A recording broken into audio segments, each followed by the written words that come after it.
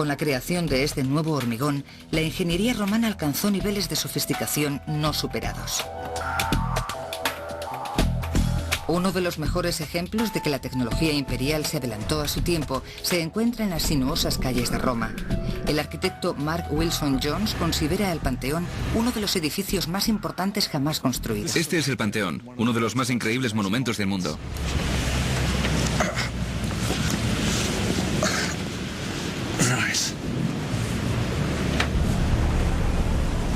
Y aquí estamos. Es todo un espectáculo.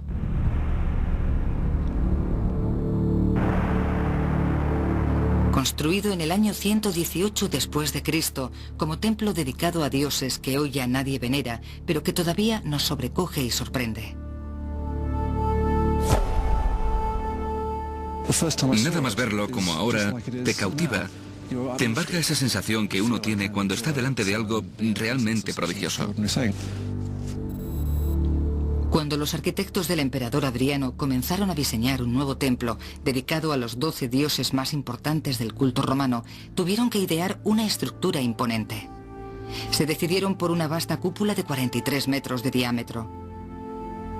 Para las medidas actuales puede parecer no excesivamente grande, pero en el siglo II debió de suponer una tarea ingente. Una cúpula maciza hecha de hormigón uniforme podría resultar demasiado pesada para sostenerse por sí misma. Se necesitaba un material lo suficientemente ligero y resistente como para cubrir ese enorme hueco. Una gran cúpula empuja constantemente su base hacia afuera. Así que los ingenieros construyeron muros de unos 6 metros de ancho como base, capaces de soportar y reforzar la cúpula y de estabilizar al mismo tiempo la estructura. Lo siguiente era construir la propia cúpula. Un equipo de carpinteros elaboró para ello un armazón de madera. A continuación, los albañiles lo cubrieron con hormigón que ellos mismos alzaban en moldes circulares desde la base.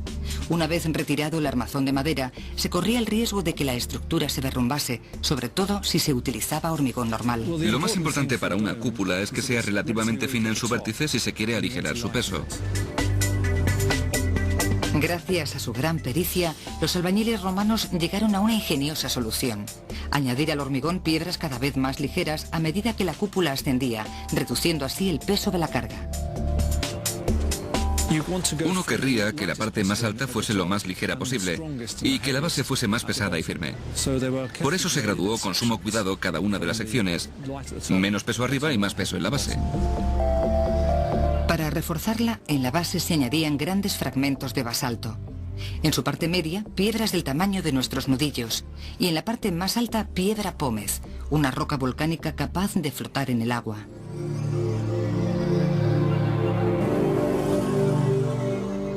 Por último, en el vértice se dejó un agujero de 9 metros, llamado oculus. Así se evitaba colocar una carga pesada en el punto más débil de la cúpula, además de permitir la entrada de la luz. La ingeniería del edificio es increíblemente precisa. De hecho, una esfera construida a partir de la curva de la cúpula podría encajar casi exactamente dentro del edificio cuadrado. El Panteón es uno de los edificios más extraordinarios jamás construidos. Tuvieron que transcurrir 1300 años para que se construyera una cúpula del mismo tamaño, el Duomo en Florencia, en el año 1420. Incluso casi 2000 años después, el Panteón es todavía la cúpula esférica de hormigón más grande no reforzada jamás construida. Su diseño todavía influye en la arquitectura de todo el mundo. ¿En qué se diferencian? Uno de estos edificios tiene 2000 años de antigüedad, el otro es el Tribunal Supremo del Estado de Nueva York. El Panteón romano es el de la izquierda.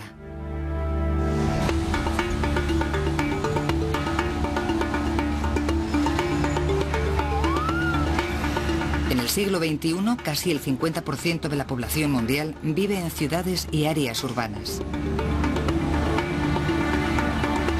Pero este estilo de vida no es exclusivo de nuestra época. Ya se nos habían adelantado los romanos. La antigua Roma era una ciudad bastante moderna, con edificios imponentes, apartamentos y una compleja infraestructura para mantenerla en funcionamiento. Las proporciones de las construcciones impresionan a la arqueóloga Janet Delane. Me parece que lo que más llama la atención del Imperio Romano es su envergadura. Una ciudad, la ciudad de Roma, podría tener 1 millón de habitantes. Hasta finales del siglo XVIII y comienzos del XIX, no hay constancias de ciudades de ese tamaño, al menos no en el mundo occidental. Nueva York es famosa por sus rascacielos y sus gigantescos bloques de apartamentos. Pero la idea de vivir en las alturas no es nueva.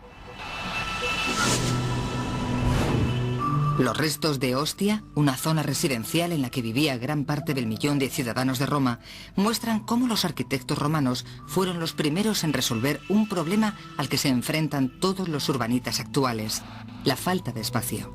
Numerosas ciudades romanas se construían dentro de murallas defensivas, lo que limitaba el espacio disponible para construir, por lo que, al igual que en las ciudades actuales, la única salida era construir hacia arriba. Ya incluso en las primeras épocas de la historia de Roma había edificios de apartamentos de varias plantas. Su construcción se convirtió en un auténtico arte. Había edificios de 2, 3, 4 y 5 plantas. Y uno muy famoso que no se conserva, que al parecer tenía 8 plantas. Una vez más, el ingrediente clave es el hormigón. Los arquitectos construyen con él sólidas paredes maestras que recubren de ladrillo y azulejo. Esta técnica da lugar a edificios de casi 25 metros de altura. Para mantener una estructura rígida, emplean hormigón en la construcción de los cimientos. Sus pisos no solo estaban en edificios de varias plantas, sino que además, por dentro, guardaban mucho parecido con los actuales. Los mejores pisos tenían cocina, salón y un retrete. Roma y la vida en la ciudad experimentaron la misma revolución que ocurrió a mediados del siglo XX, en lo referente a lo que podríamos llamar comodidades modernas. Lo que sorprende a Delane es que 2000 años después de Ostia, el estilo de vida haya cambiado tan poco. Es curioso cómo el ser humano puede pasar de un lugar como la antigua Roma, con sus pisos y su baja densidad de población urbana, a Nueva York, donde se está haciendo prácticamente lo mismo, solo que a una escala mucho mayor. Para los que vivimos en Occidente, el lujo puede significar baños impolutos y televisión por satélite. Para los romanos significaba algo que la mayoría damos por sentado: cristal en las ventanas. Creo que dentro de los inventos propios de los romanos, mi favorito es el cristal de las ventanas. No habría sido posible de no ser por la invención del soplado de vidrio que tiene lugar a mediados del siglo I a.C. Los romanos crean el cristal para las ventanas, pero no se quedan ahí.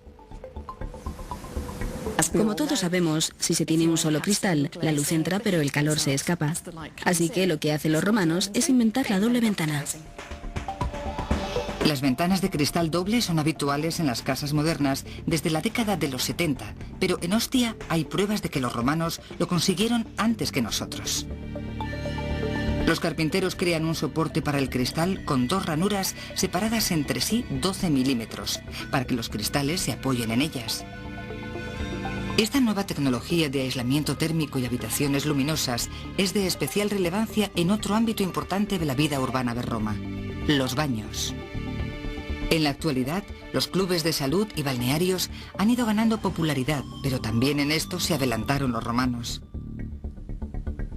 Como fanáticos de la limpieza y de los baños que eran, se procuraban para ellos un entorno cómodo con sistemas de calefacción aún en uso hoy en día. Casi todos los baños romanos están en ruinas hoy en día, pero en la antigua ciudad de Bath, en el oeste de Inglaterra, queda una casa de baños que sigue funcionando con tecnología romana.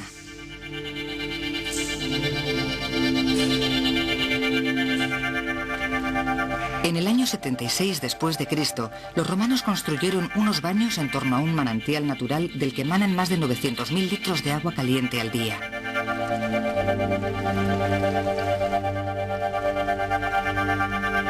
Muchos de los edificios que rodean los baños son victorianos y datan de finales del siglo XIX, pero los baños y las cañerías por las que